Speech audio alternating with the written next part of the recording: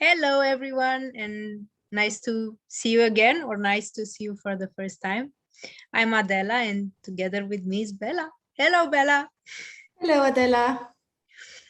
And today we are starting a new series, like blending an old series and making a new series, reinventing a series. And we are going to talk about the programming partners, and we will look at the oppositions. We are in full Scorpio season, so the main topic will be the Scorpio keys or the Scorpio activations, but we'll look a bit at the Taurus energy behind this this strong Scorpio Scorpio archetype. So we both have a lot of Taurus and Scorpio energy in our charts, so I think it's it's nice we start with these two energies in the charts. Yeah, I would love to share the screen to just show people that are a little bit newer to astrology. So what both Adela and I do, it's like this weaving between human design, gene keys, and astrology, because it's all the same mandala, we could say. So what we are going to look at now, so here you see the sun right now is in the 28th, which is part of those Scorpio activations where we have the 50, the 28, the 44, the 1st, the 20, the 43rd, and the 14th. And then we're looking at the programming partner. So that's what we know in the gene keys, that on the other side of each here of the 28th, we have the 27th. And that's what you're going to see here in the sun and the earth as well on this side here. So when we have the sun in the 28th, we're going to have the earth opposite on the sky, and that's in the 27th. So we're going to look at these. If you're an astrology person, you would speak about polarity point. I think we also possibly want to bring in the harmonic gate. So if we look at the 28th, we're going to see here in the splenic center, the harmonic gate is the gate that forms a channel together at 28, so 38. So I think we're going to go in and speak about the programming partner, Scorpio Taurus, and possibly also mentioning what's the other, from a human design perspective, what's the other side of the channel that the 28 is part of. Yes, thank you for showing the chart, and definitely blending systems is something you like working with. I like working with that. So yeah, many languages in working with systems help us better understand what we are looking at. So let's start. I think in the beginning we can share our views about what programming partners mean generally, and then start to look at each of the Scorpio and Taurus axes. So I will share my perspective as an astrologer. First of all, as you said, programming partners in astrology mean the opposition. We have, let's say, the opposition between the sun and the earth, or maybe some other placements in the chart. An opposition is a 180 degrees aspect. It's a very dynamic aspect that creates both attraction, but it can also create repulsion. So it's about that dynamic, like a breathing organism that sometimes creates a power couple, sometimes it can create that very strong polarity. So in astrology, if you have oppositions, that means an aspect of tension that can be a very powerful creative tension. What do I do with an opposition is a lot up to me. Even in a couple dynamic, if stuff are opposites in charts, in couple charts, that can create a lot of tension. And usually if we are wise enough, it can be a very creative process. If we are not wise about it, it can create conflict. What I love about the Gene Keys approach to programming partners, I find it's a more gentle approach. It's a more diplomatic approach of seeing two opposing forces as two partners that help each other be in balance and see a broader perspective. So I do like a lot the Gene Keys approach in this regard, seeing two parts of myself as not two opposites, but as two partners in me that can create a whole. What about you? What's your perspective about it? Yeah, I feel like I got a better understanding when I started to understand more about astrology, and especially evolutionary astrology, where we use the polarity point, for example, of our Pluto, in order to see what's on the other side. How can we not continue to perpetuate those karmic patterns that can be there in Pluto and that can be unconscious? And then we look to the other side, and we see that how the polarities, they're not opposites that clash. They're actually opposites that we can integrate. So for me, that helped me. And also, I believe already in my chart, I have a lot of opposition. So I think I've learned to kind of like the tension of it as well. I like the Gene Key in the sense that there is a simple way of working with the 3 frequency bands. So we can look at 2 programming partners and see how they interplay in the low frequency and then the gift frequency in the city. So I like that way. And I know that when Ashley and I were working with Melinda, she was calling them deprogramming partners. He's like, look at the programming partner and understand how you can deprogram. And just the way that it works in the I Ching is that in the hexagram, they are mirror opposites. So if we take each line apart, then wherever there is a broken line in one of the hexagram, there's going to be a full line in the other. So basically, for each line of the hexagram, for each of those 6 lines, we have both possibilities. We're going to have one hexagram with open and one with closed. So it's very complete in itself. And that's what I feel with astrology too. If we take Scorpio and we take Taurus, well, together there is something really complete. We take Virgo, we can take Pisces. So I like that.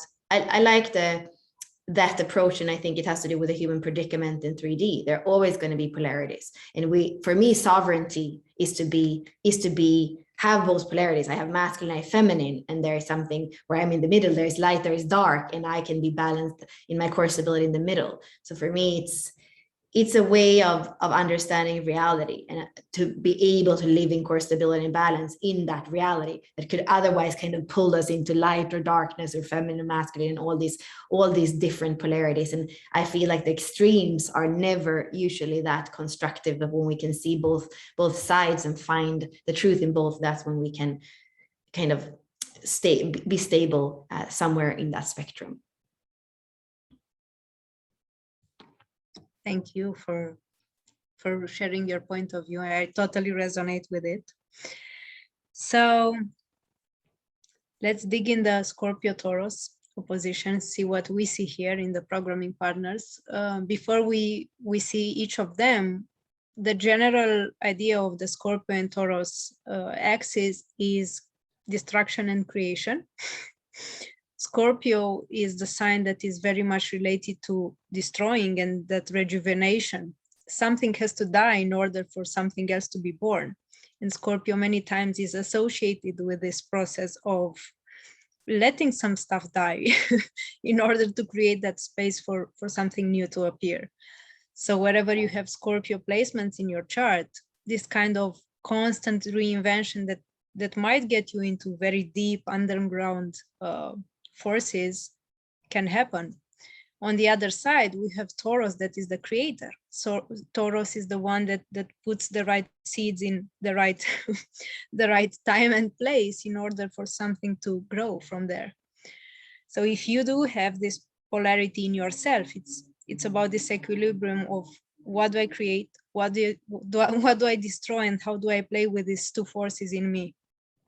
And we both have so many placements here. And especially if we talk about someone who has the sun in Scorpio and the earth in Taurus, or the other way around, sun in Taurus and earth in Scorpio, I would look at the placement of the earth to see what grounds us. Many times I met Taurus like we are that are so surprised that they get nurtured by transformation and nurtured by extreme situations that make them stronger. And that's the Scorpio placement, the Scorpio earth that reinvents through hardships. And the other way around, I met a lot of Scorpio suns that have the earth in Taurus and are nurtured by good food, by massage, by taking care of their skin and taking care of their surroundings. And they're surprised, like, hey, I'm a Scorpio, but I love good food. So I would always look at this polarity to better understand the whole. Okay, so let's dive into the 50 and the 3, the first 2 the first two Scorpio keys. So with 50 and 3, we already talked about it a bit in the Libra materials. 50 and 3 are two of the keys that are on the cusp, going from Libra, jumping into Scorpio, and going from Aries, jumping into Taurus. So if we talk about the 50 in the Scorpio realm, it's a lot about this equilibrium between creation, destroy, what we create and what we destroy. How do we use information to be in balance? And when are we corrupt? Scorpio is a sign associated a lot with manipulation. So here, corruption and manipulation, if we think about the shadow, they might work in very profound ways. So whenever I work with a Scorpio placement, I always dig deep, because sometimes the motives there can run very deep. Corruption, maybe it's not something that's easy to see, but it may be something like being corrupt in the inner values or not being true to the inner self. So this is what I firstly look at. And then the 3 here becomes, if we look at the 3 activation from a Taurus perspective, 3 is, from my point of view, one of the most creative forces, that kind of energy that comes here with the enthusiasm of living something new and of creating something new. So for me, this is one of the strongest energy that kicks here in the Scorpio and Taurus activation, the first couple of programming partners. How do you see it? Yeah, I think about the human design wheel and how Richard Rudd did this book, The 7 Years in the Wheel, I think the name is. And we start in the 3. And that's, I mean, there are many places of starting the wheel. We can start in the new year, but then the Chinese, they start in 41, which is the start codon. And then the next place of starting is that 3rd gene key, which is the eternal child, which is that's pulse, you know, that is in the 360 channel from the root to the sacral. And this would be the midpoint. The 50 would be the midpoint. So we start in the 3, we go around half of the wheels on the aspect of 180 degrees, we're halfway through, and that's the midpoint. So if we go to this deconditioning process that it is to go through all the gates, especially if we do it in a human design sense, it takes 7 years to decondition all ourselves. So when we have gone through all the gates on the side, like down till we come up to Scorpio, it is to transform into a new frequency or a higher frequency of living. And it's a journey. And I think that's the thing with Scorpio. We often want to be on the other side of the process. We want to be on the top of the mountain and be able to look down. But a lot with Scorpio goes this way before there is a death and a rebirth. And I think that's the courage that I feel so much in this axis, in the Scorpio. When it comes to the 3 and the 50, I agree 100% that the corruption in the 50 can often be a bit hidden. Like it's not a gene key that lashes out. You know, it's a little bit like the 4th line in the gene keys. It's not going to lash out because it's corrupt. It's going to be kind of well behaved. And I think for me, it's like a computer that writes the wrong code, but it's like the computer still works. It's just that it continues to writing this code that is inherent, like it's wrong from in the fundamentals of it. So I think it takes a lot of courage to actually go there and realize that there is something in the code that needs to be changed. And I think that the 3rd, because it's the polarity, it really shows us it's the child that is not afraid of making a castle in the sand and then laughs when the wave from the sea comes and just tears down, 3 hours of work of building that sand castle. Like, children are like that. They play, and then it's not about they don't play because they want to make something and put it on the wall. Usually it's play for play. And that's what I feel that feels important with the 3rd line. It's not afraid of starting over. It's not afraid if that code didn't work. Like, let's write another code. And I think as adults, we often become a bit stiff with that, and we think we can't just tear everything down, and that would be losing our identity, and that's the whole thing. That's the biggest transformation, when we can just tear it down and let it start over again. Yes, I definitely resonate with that, and I know a lot of people having the third or the 15 in the charts, and their life is just so interesting. And I think here 50 shows us something that stays along the way for the Scorpio archetype. That is this kind of, as you said, the bug in the system in a way. Many times people having Scorpio placements have to rewrite some things they understood in a certain way. For example, Scorpio has this attraction to suffering, and many times, especially in the personal planets, it's associating, for example, love with suffering or transformation with suffering. So many times the Scorpio has to rewrite something in their life or in their DNA in order to understand life differently. Like, okay, love is not about suffering, or transformation doesn't necessarily mean that kind of suffering. So I do see this kind of recalibration in the inside very important for the Scorpio placements. How can I reroute my system in a way? And I think the energy of the 3 here helps a lot. Seeing reality through the eyes of a child. If I would rewrite my life, how would I rewrite it without the suffering part or without the dark suffering? Yeah, do you want to show the channel 50 makes? Maybe that's helpful. So 50 goes in the channel with 27. So in case, oh, and the illustration, yeah. Yeah, so let's 50, show again. We were looking at yeah. 50 and 3 that are opposite each other in the chart, and now we're looking at the channel 2750. Do you want to say something about it? Start. Yeah, I wanted to say that sometimes maybe we don't have that activation, maybe we don't have 50, but we do feel it, or we do feel the transit because we have the gate that makes the channel. For example, I don't have 50, but I have 27. This transit, I do feel the transit, and I do feel that channel being activated. So I would definitely look at the channels too. They do have energy. Exactly. And if we have a hanging gate, we're always going to kind of, it's almost like this thing that's grasping for the other side. So through relationship, through the transits, we're going to feel that other side. Absolutely. I mean, I think about this as very tribal. This is part of the defense circuitry. So it's very tribal, the 50 and the 27.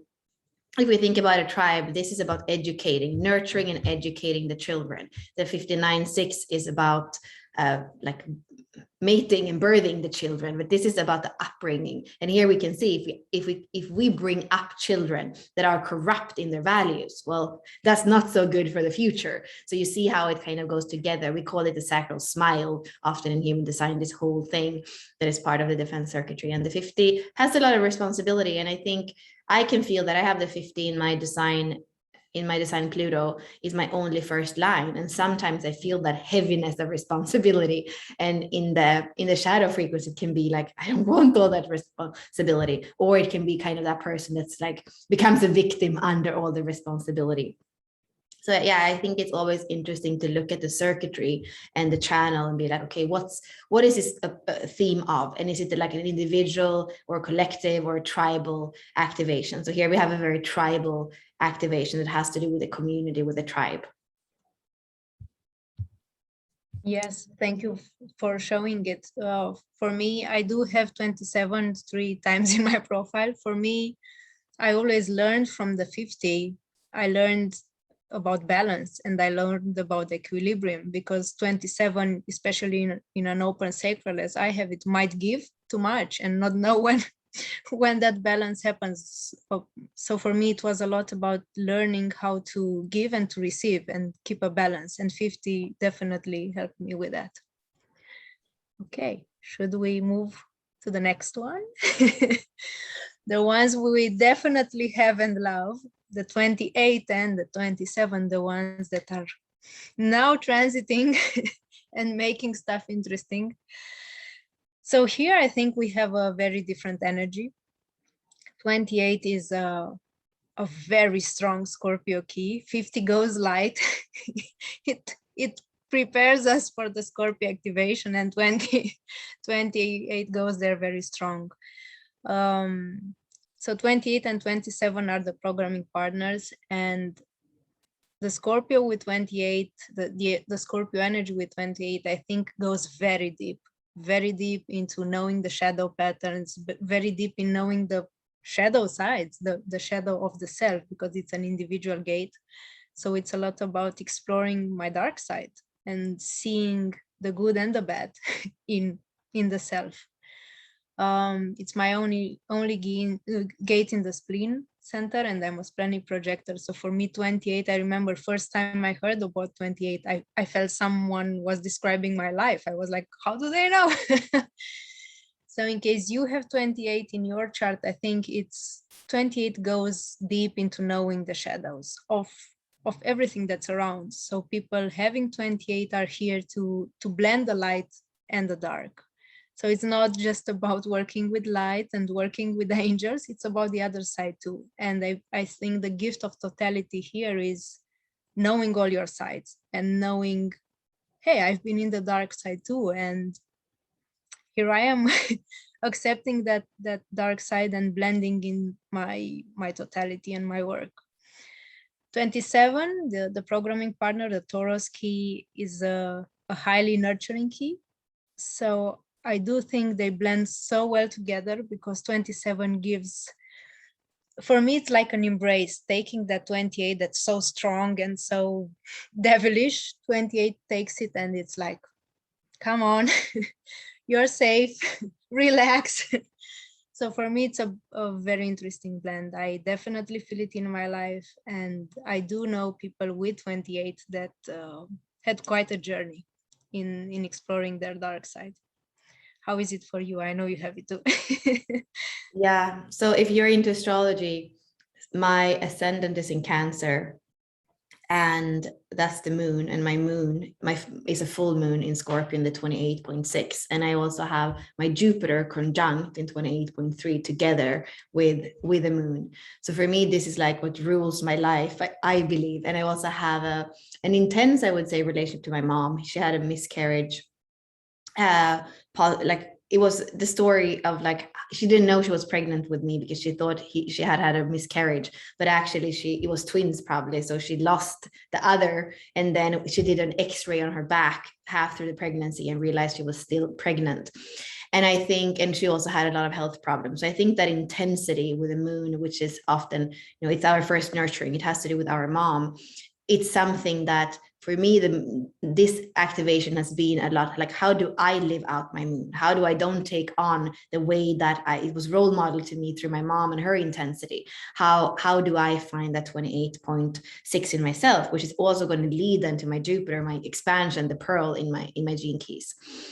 For me, I agree very much with you. Like when I hear about this and when I write about it, I'm like, this is my life.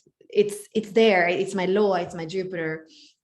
And I think that sometimes that can even be a deal breaker in a relationship. Like if the other person is very fixed and decided that we can only look at the optimistic, the positive, the light, the expansion, it can be very challenging to have somebody who's always going to want to go deep. And even like in intimacy, I also want to go to the places where often I haven't been and the other hasn't been. And there's not always a readiness to go there. And this is part of the cross of the unexpected in the incarnation process. So when you have somebody with a strong 28, you don't know what's going to happen the next moment and what transformation is ready to come. So the courage of people that have it and people that are close to people that have it, that's something powerful and beautiful. For the 27, I don't have it in my normal chart, but if we start looking at asteroids, I have it in my Sedna in the 6th line, which happens to be my mom's core wound. So there is something here for me, what I believe with the nurturing that has been in my life, something from the beginning, because my mom didn't have good health, her placenta didn't work. So for the 2-3 last weeks, I hadn't been nurtured. And I had eaten when I was born, I started eating my nails, and after 24 hours, my whole face was my nails there was blood and things. And I mean, it's interesting because I think the nurturing is still the biggest thing for me, and having that also the Scorpio Taurus axis.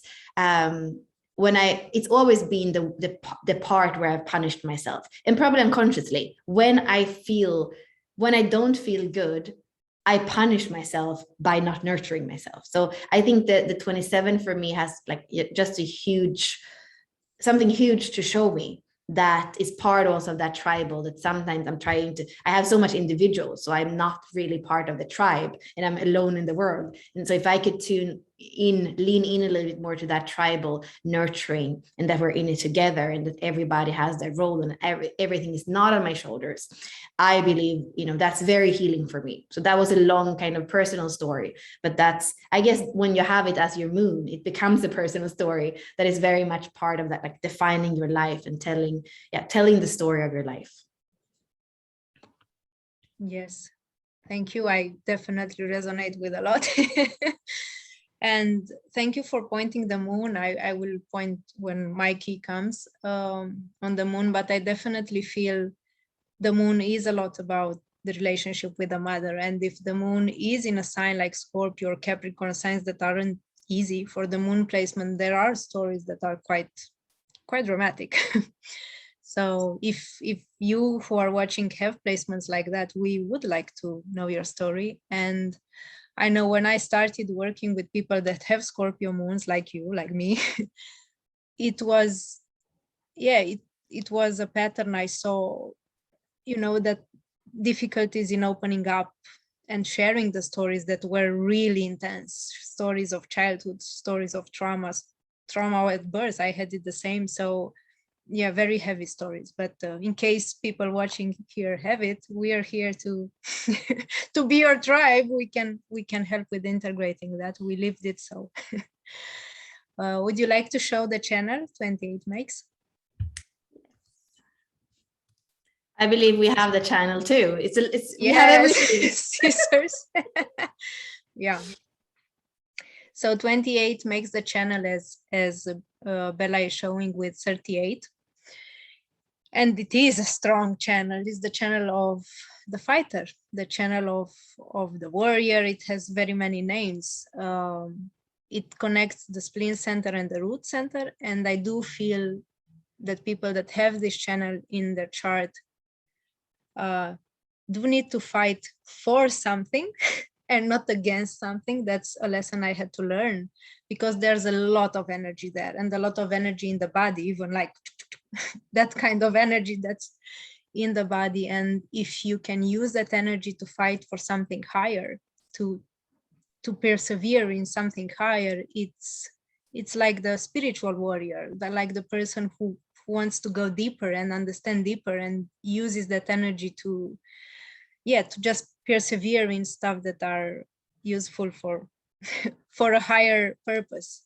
In the shadow part, it can be fighting against something. So many times it can be an energy that triggers people, and an energy that says, no, no, I want it my way, or no, you're not right. So it depends how you use that energy. 38 is a Capricorn key. It's a very strong sign also. So Scorpio and Capricorns are two fighter signs that do value their point of view a lot. And this is an individual channel, as Bella said. So it's a lot about finding the inner the inner direction and the purpose of the self. I believe a lot, and empowering the self and others through that. Do you want to add something here? Yeah, everything you said, I agree with it 100%. And I do the same thing as you were saying. So in my chart, I have the 39 on this side, it's my north node, and then I have the 38, 28, and these are all on the personality side, like they are in my astrology. So I'm very aware of them all the time. And I feel like a little bit, these are people that need to go out and they need to learn a lot, and they go deep, and they are probably going to have teachers and systems. But at the end of the day, it's like you kind of have to, you break out of that, or everything you do, and you become like, you kill your own teacher. That's a lot what I feel with the 38, the 39, the 28, because you're here to infuse your own purpose in everything. And I mean, there is we are both from Europe, Adela and I, and we are right now in the States and like kind of creating a life on a completely different part of the world. It's like an adventure that's very deep, because we also have deep, intimate relationships with people that are like at least like half from another culture, grew up in another country. And I believe that that is, you know, the 3828 can feel the purpose in that, and can tune into a purpose that is very different from other people's purpose. That's probably what I feel. And with the 39, that comes with liberation. And the other thing I wanted to say about that is that when people have the 28, it does something with integration circuitry, which is 57, 34, 10, and 20. These are very much, if there is in channels that are super individual, that would be the integration circuitry. But when you also have the 28, 38, and one of those gates or any definition here, it actually brings those gates in the integration circuitry into more of a purpose that often can be a joint purpose, or like you were saying, Adela, that it kind of inspires a purpose in others. So there is something interesting. I have the 3457, and sometimes when I read about it as being very selfish and just its own power and its own intuition, like I feel like it's a little bit also colored, or quite colored, by the 2838 and that higher purpose in things. And I think this is where we would bring in the Jinkies again. I am not in, like, now it's all about the higher purpose, and the 6 lines, of course, are making that even more obvious. But I think as we go into the future, and as we go closer to 2027, and a lot of the things that are falling apart in the kind of Capricorn structure of society, I think we need people with the 28 that aren't afraid of things falling apart and dying, and that at the same time can like have that perspective of a higher purpose, and that know that it's worth fighting for it. So I see it as an asset for us all to tune into as we are, you know, surviving and thriving into the future. Yes, we like the future. Yeah, something shortly that I felt I want to add about 28. In Vedic astrology, it's a lot related with the wind.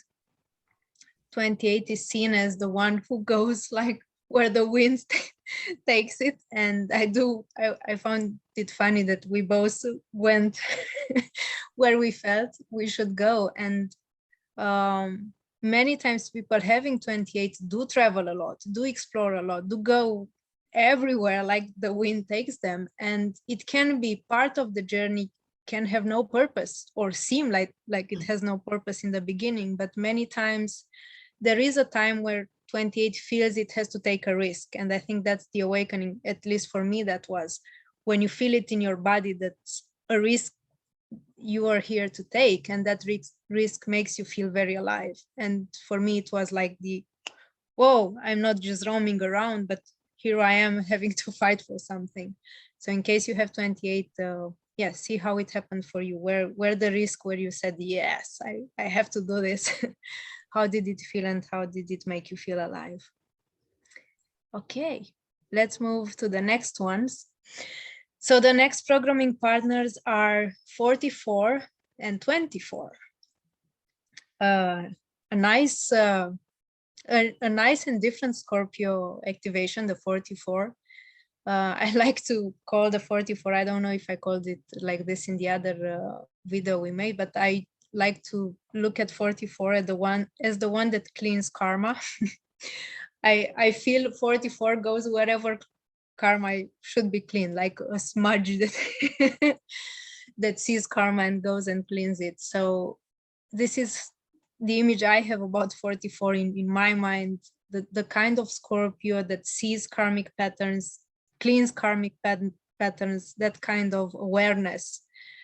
And it is a choice. I do find people having 44 do have a choice. Do I get in a karmic party or don't I get in the karmic party? Or is it something I do have to clean here? And is it my job to do that or not?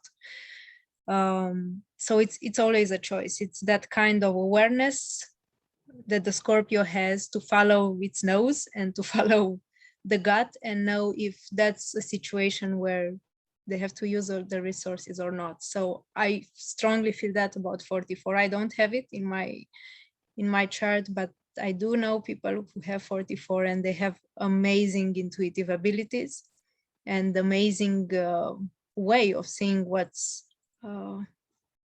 what's karmic and not. The programming partner here is 24, that goes from addiction to invention, and it's such an amazing key to bring that creative force and to bring that kind of newness in seeing reality. So yeah, it's a very interesting duo from my perspective. I do love it, and I do love that 44 is tribal and 24 is individual. So we have such an interesting blend here between the tribe and the individual, and how the individual way of seeing reality can help us from extracting from karmic patterns in a way. How do you see it? I think you have it somewhere, don't you? Do you? Yeah, so this is my culture, and it's also, I have like 11 asteroids. So it's, you know, I also have so many people that have the 44 in their activation sequence and the 24, like so many. And the 24 is next to my life's work, the 2. So I feel super connected to this pair of programming partners. And I actually watched just a week ago to see, had we done the Scorpio Gates already? What did we say last year? And I think you said the same thing. And this is why I love those conversations, because I hadn't thought about the 44 as the karmic cleaner. Maybe if you would have told me the 47, I would have said, yeah, that's the alchemy and it's about karmic. You know, I would have thought the 47 if you had a quiz on it, and I would have had, who is the karmic cleaner? But it makes a lot of sense. I mean, for me, it's the culture, it's the third line. And I think I'm sometimes in trial and error with that. So in relationships, sometimes I think just because I'm intense and I think it's important to go into the core wound and, you know, the gene keys and all these things, I believe that everybody should love to clean those karmic patterns. And with the third line, you know, sometimes it's like, it doesn't work. It's kind of the trial and error. So I really see that the way we speak about it in the 64 doors is the grid worker. So I do believe that I discern, and here we have memory, but we also have like the smell of things in the 44. And I feel like there inherently for me, there's like, I can smell when I find my fractal, when I find somebody who has a similar vision. For a 4-6 in the gene keys, for the radiance, we say it's all about it's all about being around people that can nurture the vision that you have. That's what makes you feel like you have a purpose, going back to the 28. So for me, it's extremely important. I have the 4th line in many places in my SQ. So for me, kinship and community is to know that I am on this grid with other people, and that we have a higher purpose together, that we have a vision of where we're going together. It's really powerful. I think it's powerful too in a business sense, because it actually can see people and place them out in what we can call a synarchy, where it's not necessarily a hierarchy or a flat organization like a heterarchy, but it's about seeing, what are you really good at? What's you really good at? And sometimes even what people haven't realized they're good at. And that, I feel, is why I love to work with the gene keys and actually have a map where I'm not just speaking from my intuition, which I love doing, and I love giving direction from my Sphinx, but it's really beautiful to be able to have a map, a hologenic profile that can help to see, you know, what is something that would resonate with your skills, with your genius, and to be able to help the person place itself in there. So yeah, well, that was a lot with the 44. I think sometimes it can be hard to even connect it to the 24, because you're like, oh, mental, ashna, rationalization. What does that have to do with all this? And how can mental ashna rationalization be a Taurus gate? That feels like so far, you know? So I think the 24 kind of takes like a little bit of sitting with it before we understand what it's part of. I see the 24. I'm actually going to share the screen here. So we see, I see, you know, Taurus is about bringing things into form. It's that, like you said, it's planting the seed and then it dies in the Scorpio. But here what I see is that the 61 has access to that great mystery, to everything, to the inner truth and the great truth. And actually in the 24, we bring it in. We bring it into in a way that we can rationalize it and make sense of it, that many times we can't up here. So in that sense, I feel it's a Scorpio, it's a Taurus gate, and there's something relentless with it. Like there is an energy when the 24 doesn't give up. Kind of like it has to make sure that the plant the seed is planted. And yeah, I still feel like there is a little bit of how these are how the 24 and the 44 are going together. I think there's always deepening of how I understand it, and how they go together. Yeah, I think that's it. It's I think it's a nice documentary I once saw, something with silence. I can't remember the name of it, but it was something related to, and I find it's relevant in this discussion, something with silence and being in nature and being in forest. It was a study of the effect being in silence has for our gut feeling. So we are more able to hear our intuition and to hear our gut response if we stay in silence more. And I do believe this works a lot here in this case, because the CD of 24 is silence and 44 is an activation in the spleen center. So I do believe many times, because there's too much noise where we are, too much noise in our head, too much noise, we can't feel that response of the 44. So I believe this is how they complement, at least from my perspective. 24 has this need for silence and being in nature, especially being a Taurus key that needs pampering and self-care. And when this happens, 44 gets much more acute in that gut response. When there's not so much buzzing around, they do work better together. So yeah, but it's a documentary, something with silence. I get if I remember the name, I will I will text you, and maybe you can share it with other people too. But it was a very nice study about the effect of just staying in nature and going and staying in a forest for 15 minutes a week or something like that, and the effect it has on long term on the way we perceive our gut response.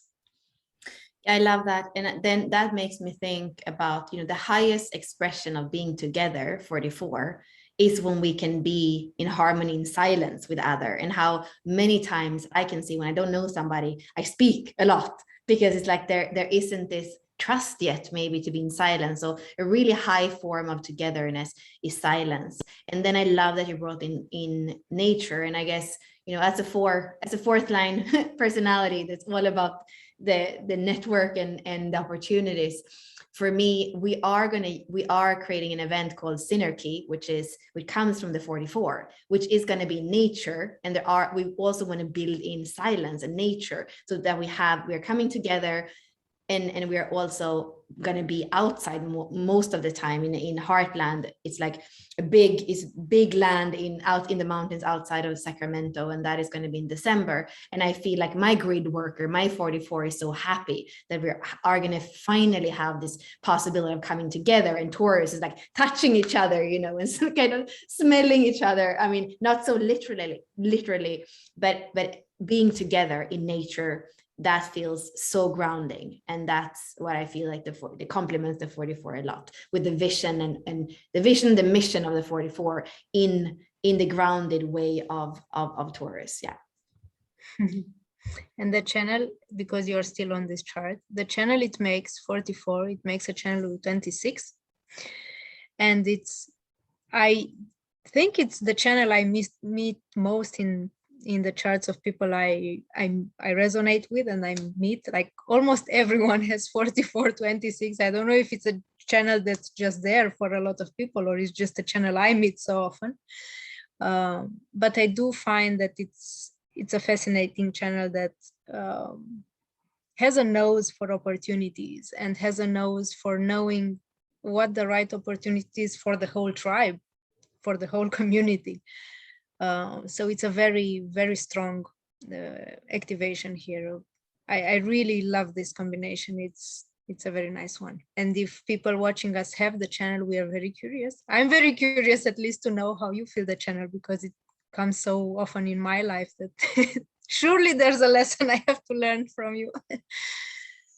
Okay. Yeah, you know, the channel of the transmitter, the 44, 15, and 26, I have nothing in my ego normally, or my heart center.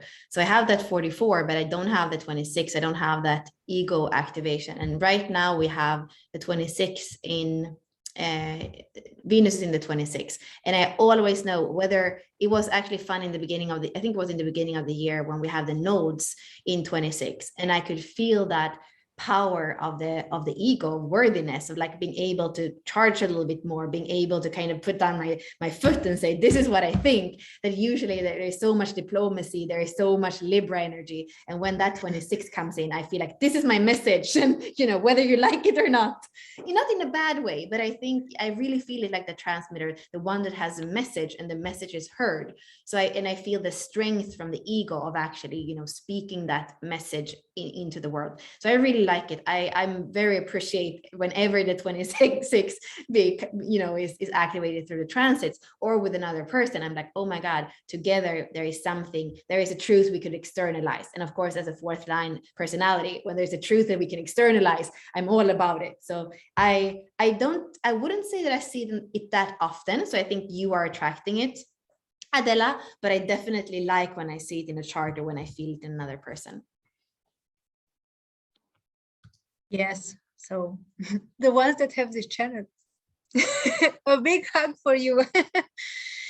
Okay, let's move forward to one of the activations that I really love. I know you have it too. So the Jinky 1 and the programming partner 2. So 1 and 2 are some of the covers of the book of of entering the Jinkies. So 1 is a Scorpio Jinky and 2 is a Taurus Jinky. 1 is, I think, such a surprising Scorpio key. It's my Pluto, both my Pluto, the conscious and subconscious, are in 1, and I think your life work, your sun is in, or your Earth is in 1, your evolution. 1, I think, is such a power individual gate. It's about finding your inner fire, about finding creativity, about I find a lot of Scorpio artists have this activation. Taurus or Scorpio artists have this activation. It's a lot about the flame, the inside flame of the artist, and about spending time with the self, about finding that inner spark that can inspire the self and others. And it's many times very melancholic. It's many times related to being with the self, knowing the self, igniting the self. Yeah, it's just a key that I always come back to. I do find it inspiring for my work. I do find it inspiring in other people's profile. I know that people having 1 and sometimes 41 are here to be pioneers. They just do stuff in their own way. And there comes sadness and melancholy, because you look right and left and you're like, who else does it? No one. Is it right? Is it wrong? Should I do it? Shouldn't I? So it's like being born at new moon, where there's nothing you can compare your work with. And yeah, it's a very profound key. I mean, I feel a lot of emotion when speaking about it, because I felt the story of it in my life very many times. And it's a key that can inspire other people to live their own creative self and show that light. I do believe it's that fiery part of the Scorpio, that inner fire that has to consume you in order to bring something to the exterior. So yeah, I would like to know if other people have this activation, how it feels for them, and how the creation of the self felt. I think it's a very intimate key, and it's a very love story with the self. How do you feel it? Yeah, I mean, for me, having the 1 in my evolution and the 2 in my life's work, and I feel that with myself, and a lot of people that have those 2, especially in the activation sequence, or like you have the 1 in a placement that's intense, I feel like it is about with a programming partner, feeling the polarities of the universe. And it's your life is that. So it can be hard for other people to understand that you are like the prime yin and the prime yang, the spark that had to wait for a long time for the conditions to be right in order to spark the big bang that would then create form. So there's a vastness in these two keys that can be very hard to hold. And I think that is what makes the creative genius in a way, because it's very, very vast. And the first gene key, it has that, it has that entropy, it has that existential angst in it, where, you're like, when is it gonna, I've waited for like, I don't know, even eons of years, or and it doesn't seem to want to spark yet. Like, what's wrong? It can be that feeling in the low frequency, when is it ever going to spark again? It's never going to spark again. So like an existential despair almost. And then, like you say, when it sparks, then there is something completely new and fresh. And it's kind of before words in a way. It's like, it's just that spark of creativity, and it doesn't really have a certain way of looking. It's always new and fresh. And I think the important thing learning to live with the one is that you can never control depression, and you can never control creativity. We might think we can distract ourselves from depression, or that we can force creativity, but I have had to learn that that's not possible. And that's why we need the other side in the two, that can embrace the depression or the entropy, as well as embracing the spark and the creativity. And that's where she's so important. She loves the child of depression and the child of creativity. She's the mother. She can hold it all. And when we can trust all these states, that's when that polarity of the one and the two actually can show us the beauty of the whole spectrum. Yes, thank you for mentioning the sadness part. What worked for me, I don't have the second in the chart, but yeah, indirectly as a programming partner, I do believe in the importance of finding a place, because Taurus also needs to be somewhere. So my main occupation is being a visual artist. So I remember the importance it had for me to be in a place when I had something to express creatively. Like, let's say, as you said, a lot of emotion was there, even sadness, and I needed to be in my art studio, be in a place where I could express. And I used to stay in my art studio for weeks till everything got out. And then I was a new person. I was like, okay, ready, ready to live something different now. But sometimes in this polarity, being somewhere grounded helps a lot, because that one has to take everything out, because it's a self gate. It has to take everything out, and it needs that safe place to express. At least this is how it worked for me. Would you like to show the channel it makes? Yeah, I love that. And even just looking in the human design, you see that they are actually opposite of the self, of the G center. So the one and the two are not only opposite in the wheel, they're also here in the like you say, the individual circuitry, like of building the self in the G center. And then the channel is the 1-8, which this is the gate of contribution. I think you have it, right, Adela? Do you have the 8? Yeah. Mm-hmm. So this is the agent of creativity. The way I see it is the agent of creativity that can share, that can contribute, and somehow it is not that it's containing the one, but the one, like we say, it's kind of wordless and it's fresh. It's not always knowing how to kind of sell itself to other, and it's not the purpose of the one to sell itself to others, but then the 8 can be that channeling of it into a place of contribution that I think is super powerful. We call the 8 the influencer, because when you have the 1 and the 8 together, it's a little bit in a sense like the 44-26. When you have those together, they are going to transmit something that other people are going to see and hear and be inspired by. It's almost impossible that doesn't happen. How is it to have it, and what's your experience with the channel? I feel very happy I have this This channel is one that makes me very happy. How it works for me personally, it's, about doing the job of the one, being creative, being that creative force that does stuff, and then being able to sell myself in a way, or sell my work, or be able to just show, hey, this is what happened in my creative process. Now I'm ready to bring it to the world. What do you think about it? So I feel it's less the archetype of the misunderstood artist, but is the artist that can show, like, hey, access to my world. What do you think about it? And it helped me integrate my work as an artist better. How it works with other people, I do find that 8 has this ability to sell other people creativity too. So when I meet persons that are really pioneers and who are really, most of them have won, as I said, I do like to work with people that are innovative and to bring them in my courses and to share their message. Even my YouTube channel is about that. Life lessons that I speak about with other people. And I do try to promote other people who do have innovative ideas. So yeah, I like to sell sell ideas, not sell necessarily money related, but show to the world people that do have something to say.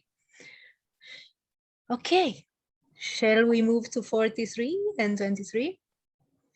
So 43 and 23, as you already know, I always said 43 is one of my favorite keys. 43 is my Lilith, my asteroid Lilith, the one that exists in the sky, not the black moon. 43 is one of the sacred seals. I am fascinated about the sacred seals, and I do find the Scorpio 43 to be one that has great perception. It's one of the geniuses of the chart. 43 is about being able to think differently, being able to see stuff in a different way and not being afraid to do that. I find it's a very daring activation, a very, yeah, like an electric impulse 43 gets when they know something is true, and when they know something is aligned with the way they see reality. It's a strong healing force there. I am surrounded by people with 43. It blends with it. It makes a channel with my 23. So I'm, yeah, I really love this activation. And the way they work, I believe 23rd, that is a Taurus key, keeps stuff simple.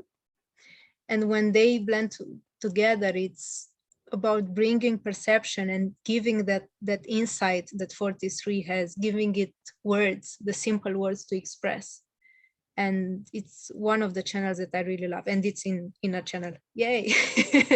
So 43 is in a channel 23. It's a very powerful force. It's where two opposites meet in order to really bring transformation and empowerment.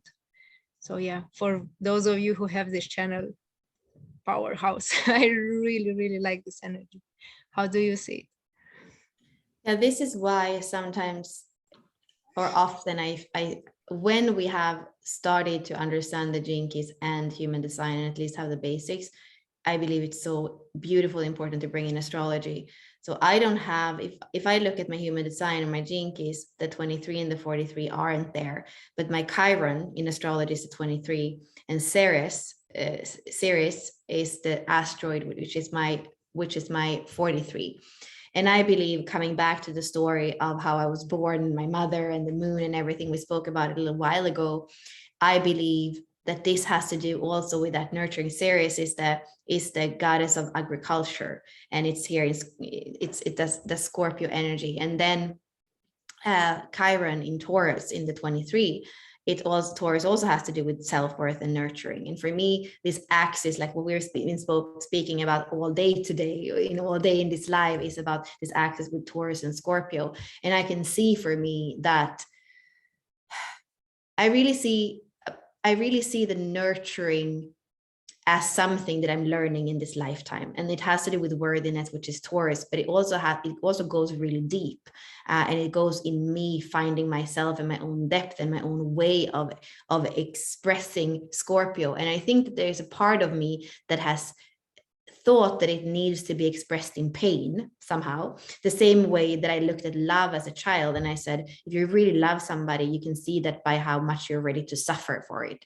That was my way of kind of thinking of depth. And I think that all these Scorpio gates are showing me more and more that it is about the balance with Taurus, and the depth is not always about suffering, and the darkness is not always about pain, but showing me the intensity of life as a flavor more than something that hurts. And this might sound very out there and very, but that's what I feel. And this is my hero's journey of understanding depth without necessarily have to go into suffering or starving or these things where I'm really actually go into the shadow rather than in the exploration of the intensity.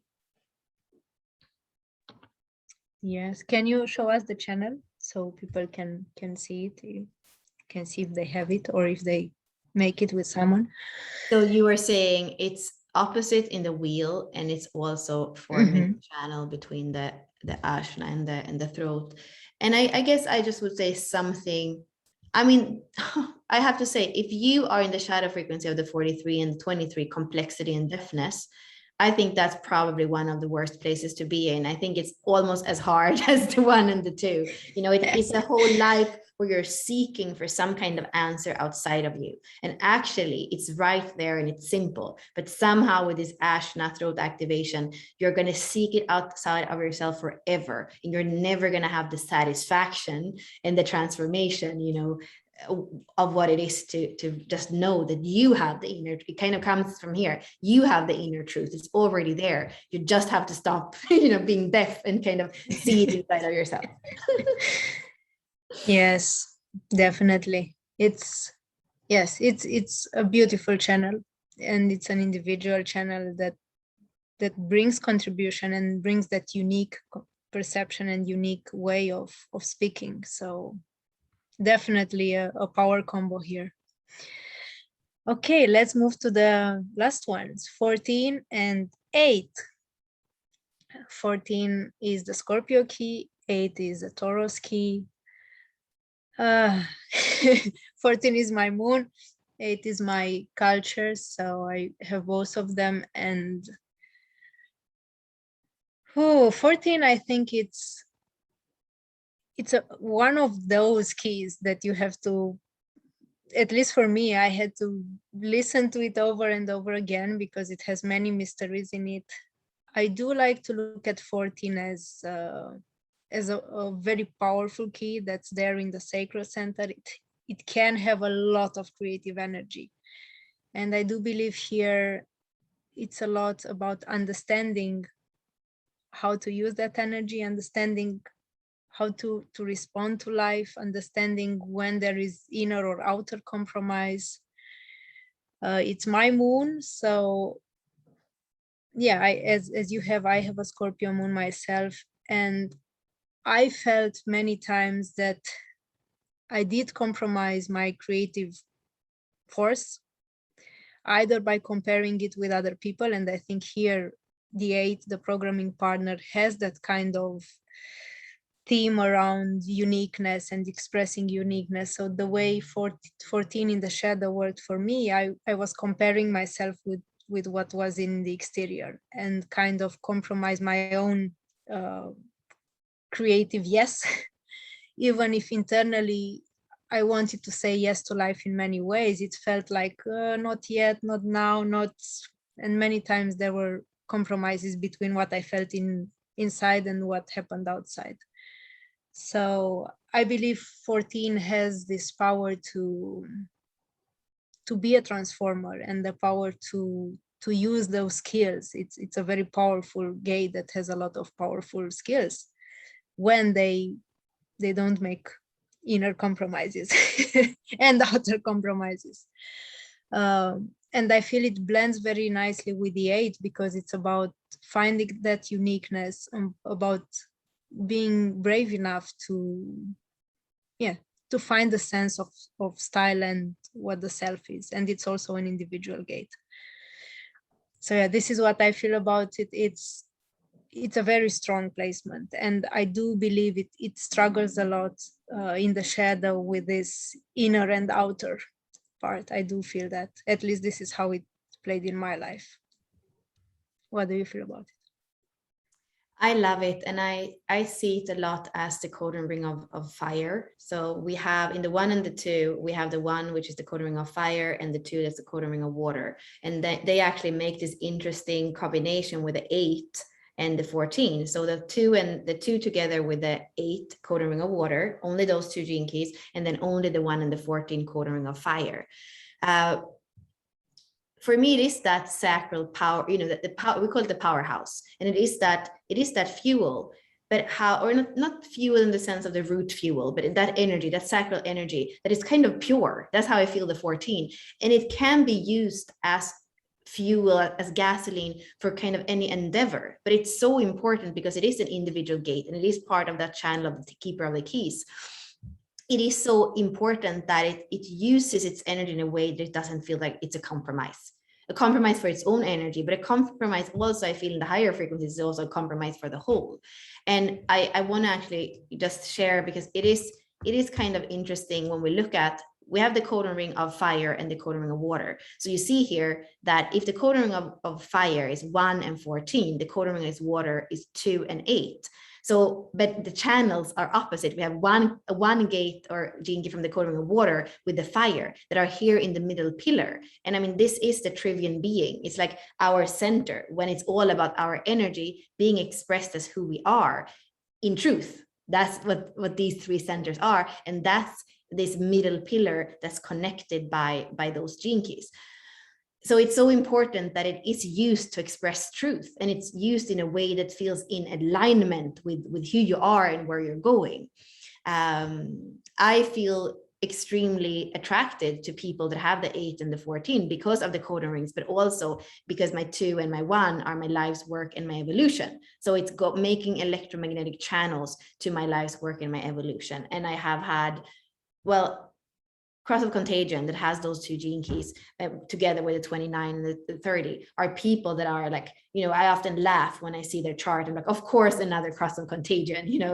It's just that resonance. And with the channel, if we go into that, well, the way that I see people that have the cross of contagion, that have the 8 and the 14 in their activation sequence, like I just become like the contagion. I feel like they are just, I look at what they're doing in the world and I just want to do it with them. I see their contribution in the world. I see their power in the world. And I'm like, yeah, I can stand for that with you.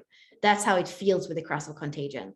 And then the fact with the 2 and the 14, so going into the harmonic gate and the channel, here we have what we call the theme of the keeper of the keys, or the beat, right? So here, the second gene key needs the energy of the 14. Like, we know that we are the way showers. We know the direction. We can orient in the moment, but it's so helpful to have that energy, that powerhouse, with us. It's a completely different energy when we have both. And I have felt this a lot in Pentas. So Pentas is business human design. When we look at those 6 channels that are between the throat and the G and the sacral. So when we have the 2 and the 14 in a penta in a work group, it just really helps the whole project and the whole group of people. So 14, super powerful. I love it. I don't have it, but I love to just feel it in other and co-create with others that have this 14. Yay! Yes, it's a very nice one. I now like it. I struggled with it for some time, but now I like it a lot. And it's a very interesting, as you said, fiery energy. And many times I get this feedback from clients that have Scorpio placements. They are like, why is Scorpio water sign when it's so passionate and fiery? And I do believe the 1 and the 14 do say a fiery point of view here. Yes. So this was the wheel with the programming partners. We are very curious to know which are the programming partners you have. in these signs and how you felt them. And yeah, thank you for watching, and may the Scorpio transit be a soft one for you. And I did see that we have some comments, so I think I'll just go to the, well, if you have any questions, if you have any comments, you can go to Unlock Your Design, where we first did this, even if we might share it in other places, and there we can know also if you want to tell us your story, or like you saw today, we changed it up, we did something different. So we're always open for ideas and doing things a new way and doing things together. So let us know what you thought, your stories, your experiences. Yay! Thank you, everybody. Bye. Nice. Thank you for being here. Thank you, Bella, for co-creating. And yep, let's have a beautiful Scorpio season. Bye.